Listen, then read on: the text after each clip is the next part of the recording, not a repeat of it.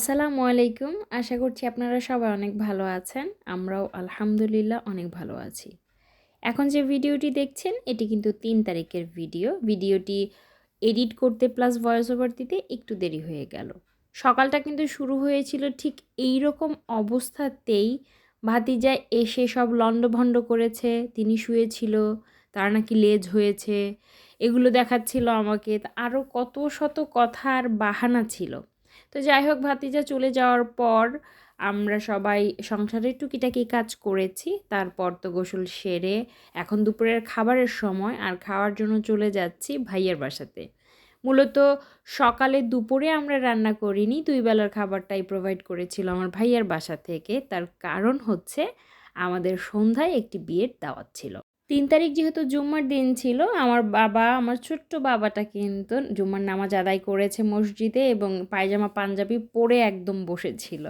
১ তারিখে যে গায়ে হলুদটি খেয়েছিলাম সেই ভিডিওটি দিয়েছি, নিশ্চয়ই আপনাদের মনে আছে। তো সেইটারই বিয়ের দাওয়াতটা মূলত পড়েছিল ৩ তারিখে। তো নরমালি হয় কি যে বিয়ের দাওয়াত থাকলে কিংবা কোথাও কোনো প্রোগ্রাম থাকলে আমি না অন্যান্য বেলাগুলোতে খুব সাদামাটা খাবার খেতে পছন্দ করি।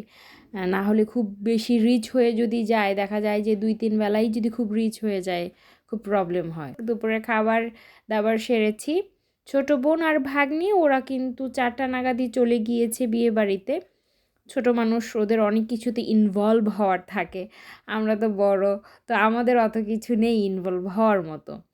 তো আজকে আবার আমার হাসব্যান্ড আমার সাথে ছিল। তো আমি আর আমার হাসব্যান্ড গাড়িতে উঠেছি এবং বরাবরের মতোই কিন্তু ভাইয়া আমাদের জন্য গাড়ি প্রোভাইড করেছে। আর সামনে থেকে আরেকটু এগিয়ে যেয়ে আমার ননাস, তার হাসব্যান্ড, আমাদের পেখম সবাই মিলেই আমরা মূলত এক গাড়িতে গিয়েছি। আমাদের বাসা থেকে কমিউনিটি সেন্টারের দূরত্বটা বেশ খানিকক্ষণই ছিল। তবে রাস্তায় লাকিলি তেমন কোনো জ্যাম পাইনি, তাই দ্রুত চলে যেতে পেরেছি। আর এই তো পৌঁছে গিয়েছি ভেন্যুতে। তো আমাদের পেখমমণি তো বড় জায়গা পেয়ে এবং সাজানো গুছানো জিনিস দেখে সে ভীষণ আনন্দিত। আর সেটআপটা কিন্তু আমার ব্যক্তিগতভাবে ভীষণ ভালো লেগেছে। বেশ সুন্দর, পরিচ্ছন্ন পরিপাটি সুন্দরভাবেই সাজিয়েছে।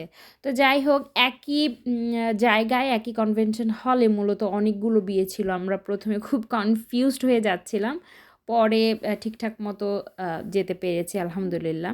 আমরা পৌঁছে যেমন আমরা দেখেছি যে তেমন কোনো মানুষ নেই, কিন্তু টুকটাক করে মানুষ আসছিল। বেশ কিছু মানুষ ছিল বউকে নিয়ে ব্যস্ত, আবার বেশ কিছু মানুষ ছিল অ্যারেঞ্জমেন্টে ব্যস্ত মূলত। তো অবশেষে দেখা পেলাম, আমার লুবনাপু আসছে আরেকটা ননাস মূলত।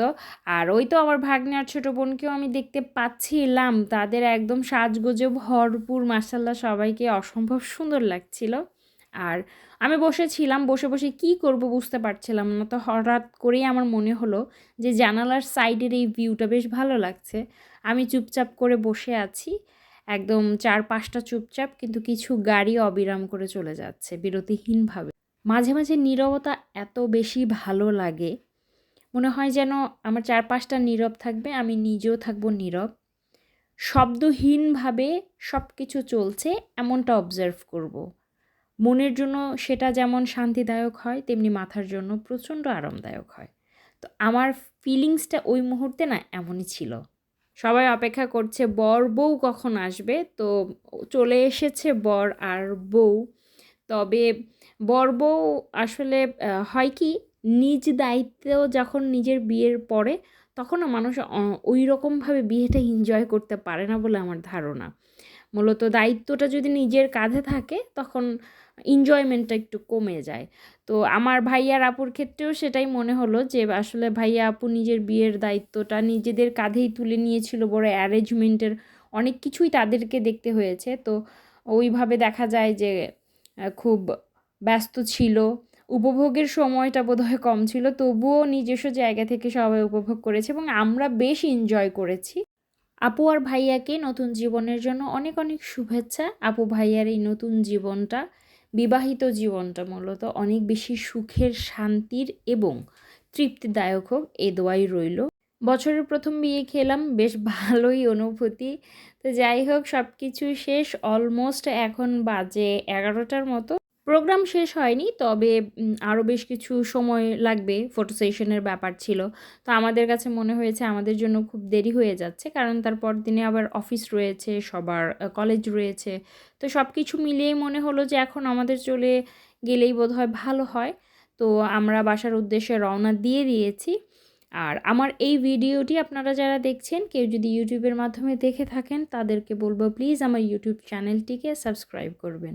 আর কেউ যদি ফেসবুক পেজের মাধ্যমে দেখে থাকেন, তবে বলবো প্লিজ আমার ফেসবুক পেজটিকে ফলো করবেন। ভিডিও ভালো লাগলে লাইক করবেন। আর আপনারা কমেন্ট করে জানাতে পারেন কে কোন জায়গা থেকে, কোন জেলা থেকে আমার ভিডিও দেখছেন। পরামর্শমূলক কোনো কিছু থাকলে অবশ্যই কমেন্ট করে সেটা জানাতে পারেন। তো আজকের এই ভিডিওটি এই পর্যন্তই। সবাই অনেক ভালো থাকবেন। আজকের মতো আসছি। আল্লাহ হাফেজ।